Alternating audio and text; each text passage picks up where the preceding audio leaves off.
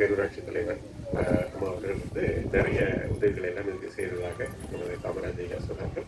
அவர்கள் தொடர்ந்து இங்கே நடக்கூடிய இந்த 1000 மரத்தையும் பராமரித்து ஒரு நபருக்கு ஒரு மரம் என்ற விதத்தில் இங்கே வந்து வைக்க வேண்டும்ங்கிற மாதிரி ஒரு நல்ல முன்முயற்சியோடு நல்ல சிந்தனையோடு தொடர்ந்து செயல்பட்டு கொண்டிருக்கிறார்கள்.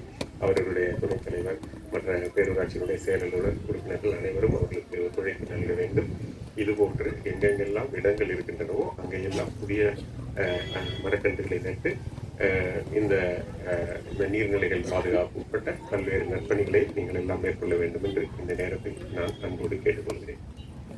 இங்கெல்லாம் வந்து மாணவர்கள் எல்லாம் நம்ம எனக்கு ரொம்ப வாழ்த்தி ஒரு நன்றி பாராட்டி ஒரு பாடல் எல்லாம் பாடினார்கள். அதை ஏற்றி கொடுத்த அந்த ஆசிரியர்களுக்கும் மாணவர்களுக்கும் எனது மனமார்ந்த நன்றி.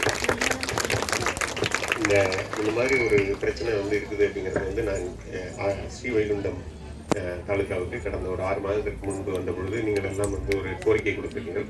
அப்போதான் வந்து இந்த பஸ் எல்லாம் வரமாட்டேங்குது அப்படின்னு சொன்னாங்க. சரி, இந்த பஸ் வர மாட்டேங்குதுங்கிறத வந்து போக்குவரத்து துறையுடன் வந்து செக் பண்ணுற பொழுது அது ஒரு சரியாக வர்ற மாதிரி தெரியல. அதாவது சொல்லும் தகவல்கள் வருகிறதுன்னு அவங்க சொல்கிறாங்க, நீங்கள் வரலன்னு சொல்கிறீங்க, வரலன்னு சொல்லி மாற்றி பல வருஷம் சொல்லிட்டு இருந்தேன். இதாகன்னு சொல்லி இது என்னதான் உண்மை தன்மைன்னு நானே கண்டுபிடிக்கலாம் அப்படின்னு சொல்லிட்டு ஒரு நேரத்தில் ஒரு இடத்துல நின்று செக் பண்ணி பார்க்குற பொழுது அது உண்மையாக பல சிலது வந்துச்சு, சிலது வரல. இப்படி குழப்பமெல்லாம் இருக்குது. இதில் நம்ம இயல்பாக வந்து நம்ம மனிதர்களுக்கு எல்லாமே வேகமாக போகணும், விரைவாக போய் சேர்ந்துடணும் அப்படிங்கிற ஒரு எண்ணத்தின் காரணமாக தான் இந்த மாதிரி எல்லாம் பண்ணுறாங்க. இப்போது ஸ்ரீவைகுண்டத்தூரில் எல்லா பஸ்ஸில் வந்துட்டு போகுதுன்னு சொல்லியிருக்கீங்களா சொன்னீங்க. இப்படி பஸ் வந்துட்டு போகிற பொழுது இதுக்கு பின்பகுதியில் இருக்கக்கூடிய அந்த ஊரை சேர்ந்த மக்கள்லாம் வந்து எங்களுக்கு இதனால 15 நிமிடம் தாமதமாகிறது, எங்களை வந்து நேரடியாக போவதற்கு சில பஸ்ஸுகளுக்கெல்லாம் இது எக்ஸம்ஷன் கொடுங்க அப்படின்னு தொடர்ந்து கேட்குறாங்க. ஸோ இப்போ அவங்ககிட்ட கேட்குறது, ஒருவேளை நீங்கள் எல்லாம் வந்து ஸ்ரீவைகுண்டத்தில் குடியிருந்தீங்கன்னா நீங்கள்லாம் ரொம்ப பாதிக்கப்படுவீங்க இல்லையா? அதனால நம்ம என்ன ஒரு 15 நிமிஷம் தாமதம் முன்னாடியே கிளம்பி போகலாம் அப்படின்னு சொல்லி அவர்களெல்லாம் சமாதானப்படுத்திட்டு இருக்கோம்.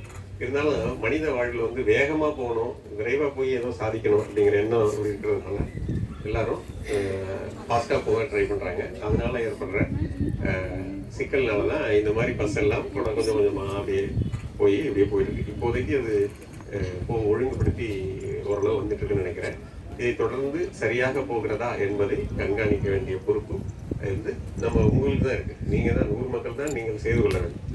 யார் போனாலும் ஏன் வர மாட்டேங்குது பஸ் அப்படின்னு நீங்கள் தான் கேட்கணும். நீங்கள் கேட்டால் பஸ் வந்து கரெக்டாக வந்துடும் உங்களுக்கு. அதே மாதிரி பஸ் வந்துட்டு போகிறதுக்கான வசதிகளையும் உங்கள் ஊர்களுக்குள்ள நீங்கள் ஏற்படுத்தி கொடுக்கணும். உள்ளே வந்து பஸ் வந்து வெளியில் வர்றது முடியாமல் மாட்டிக்கிட்டு சிக்கலில் ஏற்படுத்தி போக்குவரத்து சிக்கல் எல்லாம் நிற்கக்கூடாது. அந்த மாதிரியும் நீங்கள் ஏற்படுத்தி கொடுக்க வேண்டும். ஸ்ரீவைகுண்டம் என்பது ரொம்ப பழமையான, மிக ஒரு 1500 ஆண்டுகளுக்கு முற்பட்ட மிக பழமையான ஒரு ஊர். அங்கே மிக்க கோயில் இருக்கின்றது. பல இவருடைய நம்ம ஒரு வட்டத்தினுடைய தலைநகரமாக செயல்படுகிறது. அந்த ஊருக்கு வந்து பஸ் வந்துட்டு போகிறதுங்கிறது உண்மையிலே அது எசென்ஷியலான ஒரு விஷயம். அந்த பஸ்ஸை வந்து ஏற்படுத்தி கொடுப்பது என்பது ஒன்றும் பெரிய பாராட்டுக்குரிய செயலாக நான் கருதவில்லை. அதை செய்து கொடுக்கிறது வந்து நம்மளுடைய கடமை. ஏன்னா அந்த பர்மிஷன் கொடுத்து எல்லாருக்கும் பஸ் பர்மிஷன் கொடுக்க வேண்டிய ஆஃபீஸரே வந்து கலெக்டர் தான். கொடுத்த பர்மிஷனை கரெக்டாக தான் பயன்படுத்துகிறாங்களான்னு பார்க்க வேண்டிய பொறுப்பு எனக்கு இருக்குது. அந்த விதத்தில் அது வந்து ஒரு சாதாரண செயலாக தான் நான் கருதுகிறேன். நீங்களெல்லாம் பாராட்டு சொல்வதற்கு வந்து ஒரு மாபெரும் செயல் என்று என்னால் ஏற்றுக்க முடியாது. அதை விட மாபெரும் செயல் என்றால் இது போன்று நீங்களெல்லாம் ஒன்றிணைந்து இந்த ஆறுகளை எல்லாம் சுத்தம் செய்து இதில் மரமெல்லாம் வளர்த்து, அதுவும் குழந்தைகள் எல்லாம் வந்து நான் விதைப்பந்து செய்கிறேன், நான் வந்து மரம் வளர்க்கிறேன் அப்படிங்கிற மாதிரியான முயற்சியெல்லாம் ஈடுபடுவதால் இதுதான் மாபெரும் செயல். எனவே இதுதான் பாராட்டுக்குரிய செயல். இந்த விஷயத்தை தான் ஒரு பெரும் செயலாக போற்ற வேண்டும். இந்த நேரத்தில் நான் வந்து உங்களுக்கெல்லாம் ஒரு எச்சரிக்கையாகவே நான் ஒன்று சொல்லிக்கொள்ள விரும்புகிறேன். கடந்த இந்த காலகட்டங்களில் நம்மளுடைய காலநிலை எல்லாம் நம்மளால் முழுமையாக கணிக்க முடியாத சூழ்நிலை இருக்கிறது. நீங்கள் எல்லாம் தொலைக்காட்சியெல்லாம் பார்த்திருப்பீர்கள். ராஜஸ்தான் மாநிலம், இமாச்சல் பிரதேச மாநிலம், உத்தரகாண்ட் மாநிலம், நமது அண்டை நாடான பாகிஸ்தான், இந்த பகுதிகளெல்லாம் இப்பொழுது எவ்வளவு வெள்ளம் வந்து பாதிக்கிறது போயிட்டு இருக்கு அப்படிங்கிறத பார்த்துருப்பீங்க. இதே போன்று மேற்கு தொடர்ச்சி மழையில் பெய்யக்கூடிய மழையின் காரணமாக காவிரியிலும் நிறைய தண்ணீர் வந்து கொண்டிருக்கிறது. இதே சூழ்நிலை நீடித்தால் நாம் இந்த ஆண்டு மிகப்பெரிய அளவுக்கான மழை பொழிவு நம்ம பகுதியில் இருக்கும் அப்படின்னு சொல்றாங்க. ஒருவேளை மிகப்பெரிய மழை பொழிவு இருக்கிறதென்றால் அது கடந்த 2023 வந்த மாபெரும் வெள்ளம், மிகப்பெரிய வெள்ளம். அந்த வெள்ளத்தை இப்ப நம்ம பாக்குற பொழுது எனக்கு ஒவ்வொரு நாளும் அதை பாக்குறப்ப எனக்கு பயமா வருது. என்னன்னா ஒருவேளை அது போன்று வந்து விடுமோ, அது மாதிரி வரக்கூடாது என்று நாம் நிச்சயமாக வேண்டுவோம். இயற்கையை நாம் வேண்டுவோம். நிச்சயமாக அது போன்று வராது என்று நம்புவோம். ஒருவேளை வந்தால் அது கடந்த 2023 வந்த வெள்ளத்தை போல் வந்தாலும் நாம் அதை எதிர்கொள்வதற்கு நாம் மனநிலையில் தயாராக இருக்க வேண்டும். ஏன்னா இயற்கைக்கு எதிராக நாம் ஒன்றும் பெருசா செய்ய முடியாது. அன்று பெய்த பெரும் மழை மாறி இப்பொழுது வட மாநிலங்களில் பெய்து கொண்டிருக்கிறது. அதே போன்று நமது ஊருக்கும் ஒரு வேளை வந்தால் அப்பொழுதெல்லாம் இந்த ஆற்றை நாம் எந்த அளவுக்கு ஒரு நல்லபடியாக பாதுகாத்து பராமரித்து வைத்திருக்கிறோமோ அவ்வளவுக்கு அவ்வளவுதான் நம்மளால் அந்த வெள்ளத்தை எல்லாம் எதிர்கொள்ள முடியும். ஊரில் நாம் அந்த அளவுக்கு பாதுகாப்பாக இருந்து கொள்ள முடியும். எனவே நம் வட இந்திய மாநிலங்கள் போன்று நமக்கு இப்பொழுது ஒரு துயரமான ஒரு காலகட்டம் வரக்கூடாது என்று நாம் இயற்கையை வேண்டுமோ, ஒருவேளை வந்தாலும் நாம் அதை எதிர்கொள்வதற்கு முழுமையாக தயார் நிலையில் இருக்க வேண்டும் என்று இந்த நேரத்தில் நான் உங்களை எல்லாம் அன்போடு கேட்டுக்கொள்கிறேன். என்றால் இயற்கையினுடைய இதை வந்து முற்றிலும் நம்மால் கணிக்க முடியாது.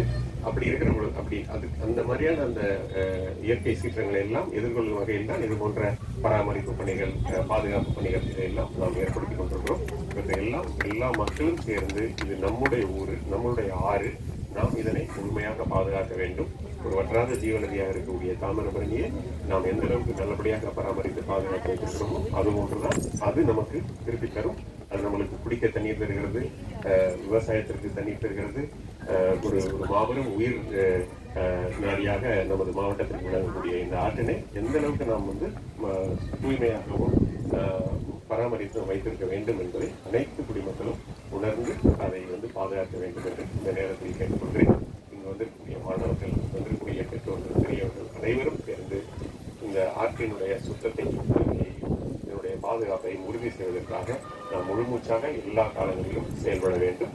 எனவே இந்த நிகழ்ச்சிக்கு ஏற்பாடு செய்திருந்த நமது ஆழ்வார் திருநெல்வேலி பகுதியைச் சேர்ந்த பெரியவர்களுக்கும், இயற்கை ஆர்வலர்களுக்கும், கிராமோதயம் போன்ற அமைப்பு, தலங்குறிச்சி காமராஜ் போன்ற ஆர்வலர்களுக்கும், நமது தலைவி மற்றும் பொதுப்பணித்துறை பொறியாளர்கள் அனைவருக்கும் எனது நன்றியை தெரிவித்துக் கொண்டு இந்த முயற்சி மேலும் வெற்றி அடைய வேண்டும். மிக்க நன்றி ஐயா. நிறைய தகவல்கள்